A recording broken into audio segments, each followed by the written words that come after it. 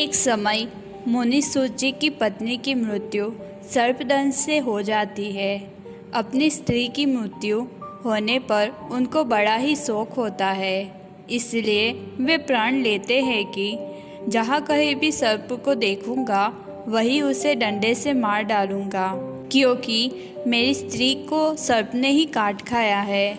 ऐसा निर्णय करके एक दिन वे घूमते हुए चमत्कारपुर में पहुंच जाते हैं। उन्होंने वहाँ कुंड से एक विशाल जल सर्प को निकलते हुए देखा।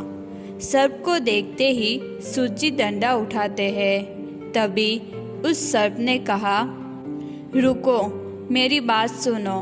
ब्राह्मण, वे सर्प दूसरे ही होते हैं जो मनुष्यों को काटते हैं। हम पानी के सांप हैं, परंतु हमारा रूप ही सर्प जैसा होता है, हम में विष नहीं होता।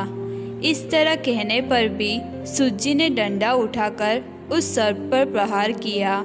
डंडे के स्पर्श होते ही वे तेजस्वी महापुरुष के रूप में आ गए। सूत जी को यह देखकर आश्चर्य होता है। वे प्रणाम करके उनसे कहते हैं, प्रभु, मेरा अपराध क्षमा करें, आप कौन हैं? तब उन महान पुरुष ने कहा, हे ब्राह्मण, अब मेरा वृत्तांत सुनो। पहले मैं चमत्कारपुर नामक श्रेष्ठ नगर में एक तेजस्वी, धनी, समृद्ध ब्राह्मण युवक था। उसी रमणीय नगर में सिद्धेश्वर नामक एक पुण्यमय शिवालय था। किसी समय वहाँ एक शिव यात्रा आयोजित हुई। तब वहाँ हजारों की संख्या में मुनि, जो सतत अग्निहोत्र करने वाले थे, वे भगवान के दर्शन हेतु एकत्र हुए। कहीं एक समूह में बैठकर भगवान शिव की कथाएं और महिमा का वर्णन करने लगे। कुछ लोग वहाँ नृत्य कर रहे थे, कुछ भजन गा रहे थे। उस समय मैं बहुत से युवकों के साथ उस स्थान पर गया। मेरे दुष्ट साथियों ने उस उत्सव में विघ्न डालने के लिए मुझे बार बार प्रेरित किया।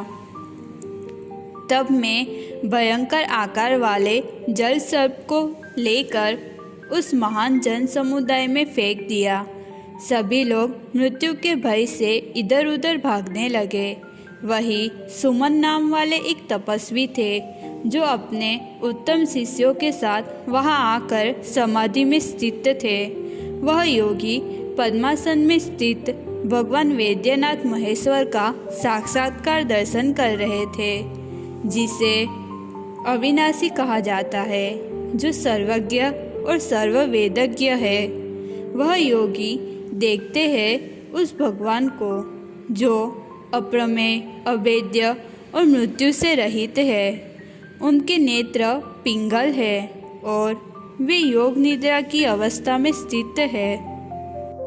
वह योगी आनंद अश्रुओं से भीगे हुए थे।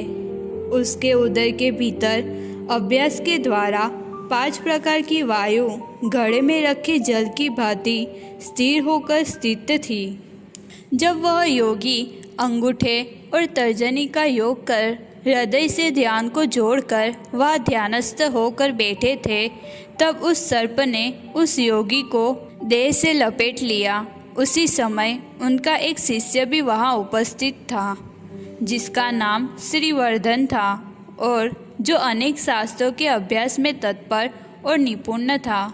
उसने सर्प के शरीर से लिपटे हुए गुरु को और पास ही खड़े हुए मुझको देखा, तो वह क्रोध से लाल नेत्रों वाला होकर मुझसे कठोर वचन कहने लगा।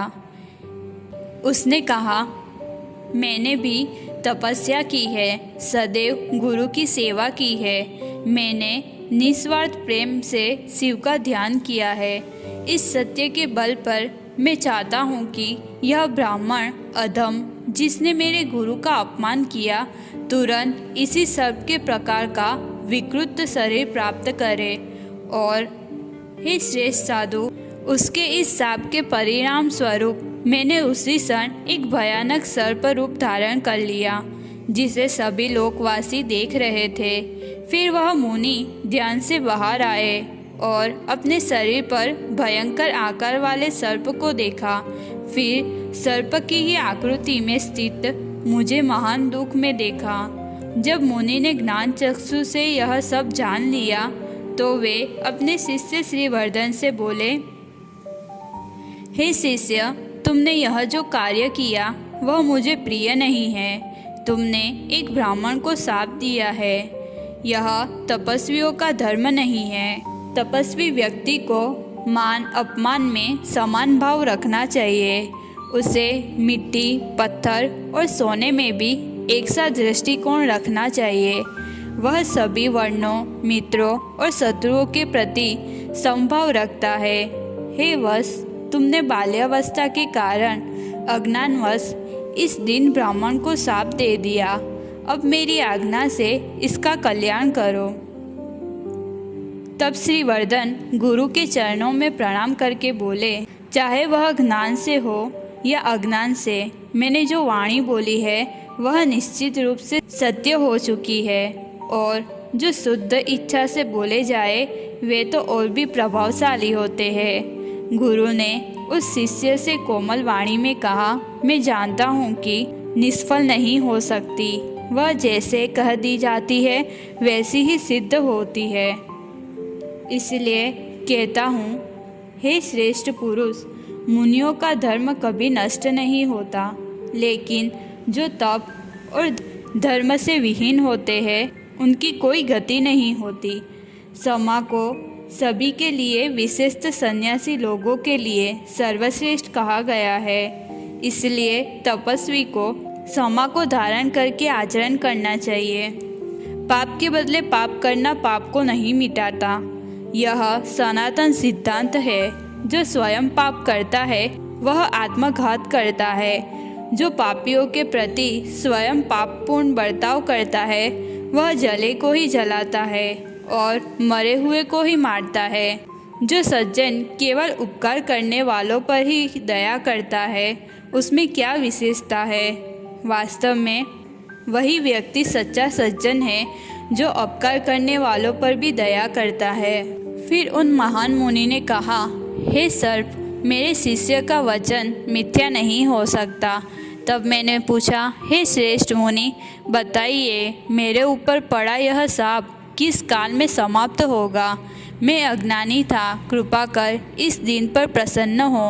उन्होंने उत्तर दिया, जो शिव की पूजा में गीत संगीत आदि से महोत्सव मनाता है उसके पुण्य की गिनती नहीं है, और जो शिव महोत्सव में विघ्न डालता है उसके पाप की भी कोई गणना नहीं कर सकता। इसलिए हे ब्राह्मण, तुम अत्यंत पापी हो गए। अभी तुम्हें मुक्ति नहीं मिलेगी। अब मेरे वचनों को सुनो। जो प्रतिदिन श्रद्धा से ओम नमः शिवाय इस सरसर मंत्र का जाप करता है वह ब्रह्म हत्या जैसे महापाप से भी मुक्त हो जाता है। 10 बार सरसर मंत्र के जप से एक दिन का और 20 बार के जप से मनुष्य 1 वर्ष का पाप धो डालता है। इसलिए तुम ध्यान लगाकर आधार सहित उस मंत्र का जप करो, जिससे पूर्व जन्म के सभी पापों का नाश होता है। जब वत्स नाम वाले एक ब्राह्मण तुम्हें क्रोधवश दंड से मारेगा तभी तुम्हें इस भयानक सर्प शरीर से मुक्ति मिलेगी। इतना कहकर वे मुनि ध्यान में लीन हो गए और मैं इस जलाशय में रहकर सरसर मंत्र का जप करता रहा। हे ब्राह्मण श्रेष्ठ, आपके प्रसाद से मैं सर्प योनि से मुक्त हो गया। अब मैं आपके लिए क्या प्रिय कार्य करूं, शीघ्र बताइए। तब सूत जी ने उस दिव्य रूपधारी सर्प से कहा, हे भगवान, मुझे कोई शुभ फल देने वाला उपदेश दीजिए। ऐसा उपदेश दीजिए जिससे प्रियजनों से बिछोजन्य दुख, गरीबी, रोग और शत्रुओं की पीड़ा नहीं हो। तब वह पुरुषोत्तम ने पुनः उत्साहपूर्वक मुझसे बोला, हे द्विजश्रेष्ठ, तुमने जो प्रश्न पूछा है वह अत्यंत गंभीर है। यह उत्तर विमान में बैठे हुए विस्तार से कहना संभव नहीं है, इसलिए मैं तुम्हें इसका संक्षेप में उत्तर देता हूँ। ओम नमः शिवाय यह सरसर शिव मंत्र मनुष्यों के लिए कल्याणकारी है। इस मंत्र के जप से सब पापों से मुक्त होकर तुम निस्संदेह अभीष्ट वस्तु प्राप्त करोगे। मैंने भी अपने सभी पापों को इसी मंत्र के प्रभाव से नष्ट किया है और इसके महात्म्य से उत्तम लोकों की प्राप्ति होती है। जो फल श्रद्धा से किया दान से, सभी तीर्थों के जल में स्नान से, कठिन तपस्या से, पितृपक्ष में गया में श्राद्ध करने से मिलता है, वही फल सरसर मंत्र के जप से मिलता है। हे विप्र, मैंने तुम्हें यह परम गुप्त ज्ञान बताया, इसे नास्तिक या भक्तिहीन को नहीं बताना चाहिए। सभी वेदों में कहा गया है कि अहिंसा परम धर्म है, विशेषतः ब्राह्मणों के लिए। अतः किसी भी प्रकार के सर्पवध को तुम्हें त्याग देना चाहिए। जो व्यक्ति सदा प्राणियों की हिंसा करता है वह घोर नरक को प्राप्त होता है। अहिंसा और दया का पालन करने वाला व्यक्ति दोनों लोकों में सुखी रहता है। यह धर्म का मूल है। भगवान शिव के समान कोई देवता नहीं है, गंगा के समान कोई नदी नहीं है, हिंसा के समान कोई पाप नहीं है और दया से बढ़कर कोई धर्म नहीं है। हे श्रेष्ठ ब्राह्मण, मांस खाने वाले पापी लोग हैं, संतजन इसका परित्याग करते हैं।